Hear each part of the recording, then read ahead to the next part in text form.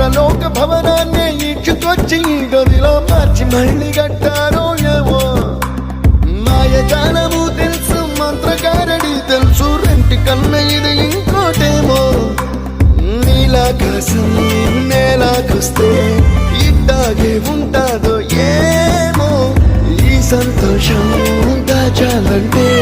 హృదయాలు ఓ వంద కావాలి